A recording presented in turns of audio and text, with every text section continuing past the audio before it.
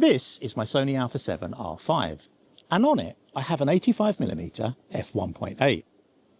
Over the last year, it has become my go-to travel lens. But why? Join me today and I will tell you.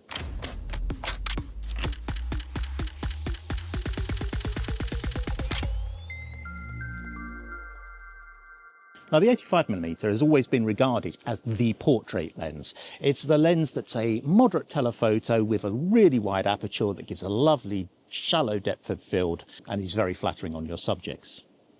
But that doesn't mean to say it's not an extraordinarily versatile lens elsewhere. My trip to Asia last year, I used this lens so much. For starters, it's light, it's compact and it's discreet. Secondly, it's fast, and Asia, particularly Bangkok, it's all about nighttime and blue hour shots, but you don't want to be carrying around heavy tripods. It's a bustling, busy city. Tripods get kicked, so you want to work light, fast, high ISO, wide open apertures, and get the best you can handheld. A lot of travel photography these days is done perhaps with iPhones and perhaps with wide-angled lenses. It becomes kind of generic. People tend to take Instagrammable shots of iconic locations, perhaps with them in it, perhaps with their partners in it, but very rarely do they use a moderate telephoto to get in on the details. If you're searching Instagram for an iconic location, what'll come up will be a whole series of very, very generic images. There might be one or two absolute stunners, but I guarantee to you those stunning shots will probably be taken on something other than a moderate wide angle or standard lens. They will be taken on a short telephoto, perhaps even a long telephoto lens. Now, I've talked about this before in my Avoiding the Clichés video. I did a shoot called Glimpses of London, where I wandered the whole of London, shooting iconic locations without the iconic structure being the main subject. So you were framing the iconic structure out of focus with something in the foreground, or you were just hinting at it.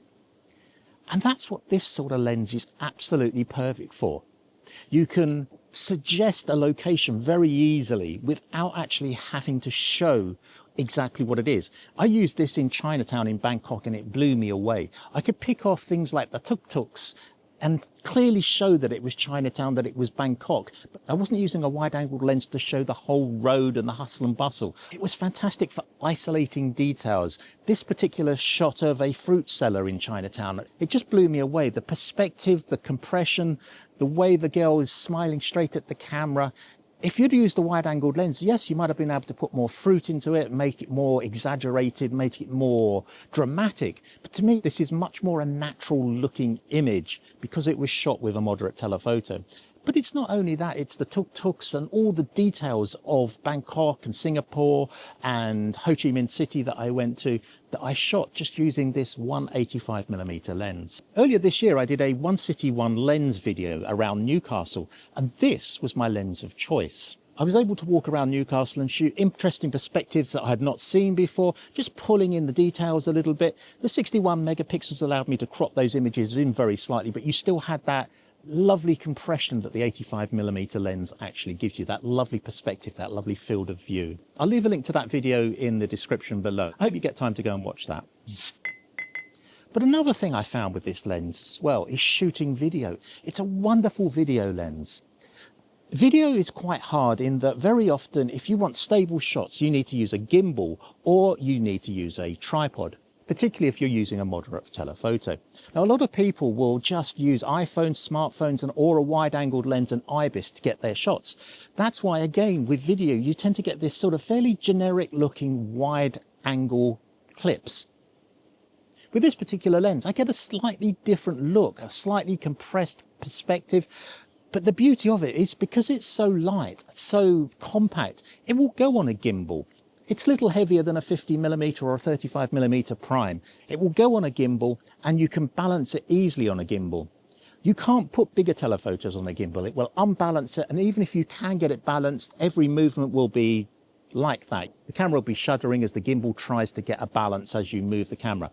With this, that doesn't happen. It's light, it's compact, and you can get some fantastic looking video. Another advantage is that video is much more susceptible to noise. You can't push video anywhere near as easily as you can photos.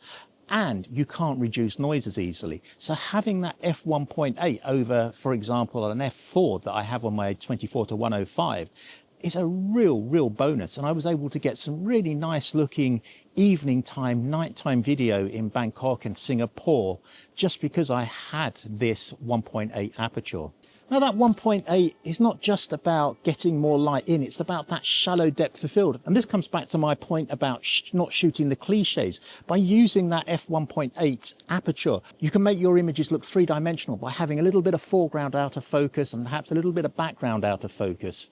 You get a real nice separation, and it's particularly good in crowds and busy locations. Getting that separation can bring your eye straight to the subject, whereas if you're using a wider angle, you're really going to struggle to get that separation, particularly in a crowded city environment.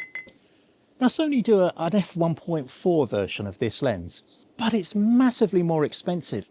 And for the extra glass that you need in it, the weight goes up, the size goes up, and it just becomes unpractical on a gimbal. It becomes heavy to carry around in a hot, steamy city like Singapore, and it just, I don't think, is particularly worth it. If you're in a studio setting, then sure, yes, it's probably a little bit sharper.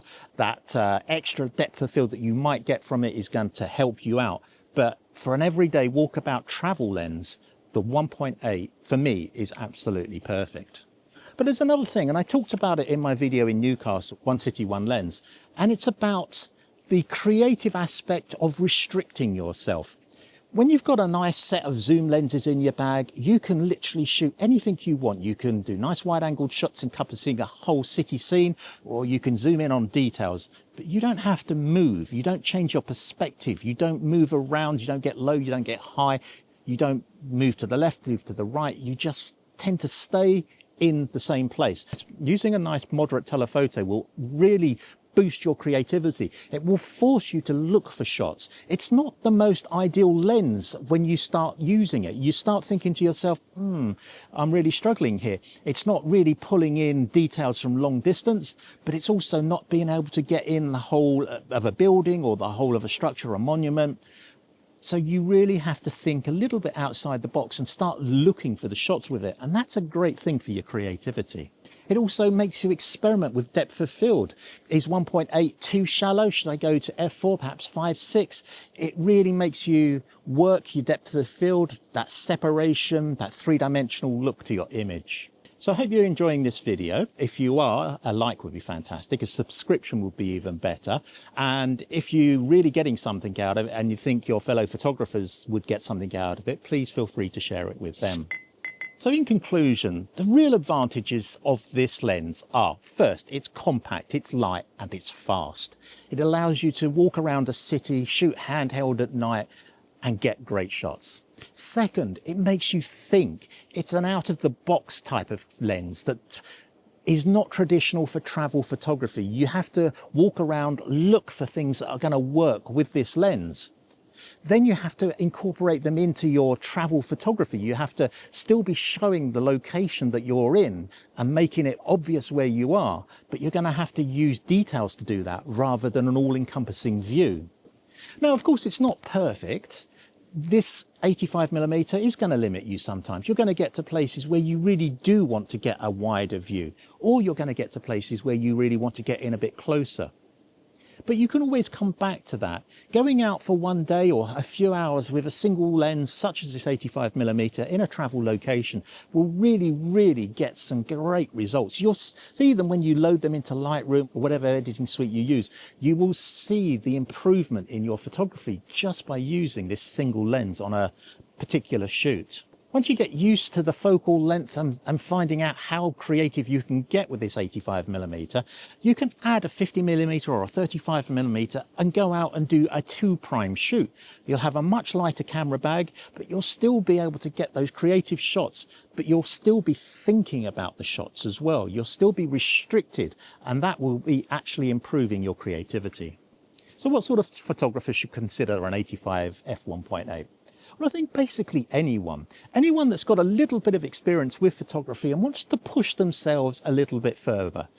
Now, I'm not saying that you should take your trip or trip of a lifetime and just take the 85mm, but what I am saying is there should be days when you just go out with this one particular lens, perhaps an early evening as the sun comes down and the lights come up, you can push the camera, push the lens, get those low light shots handheld, see how far the ISO will go on your camera, and really push the limits of your photography.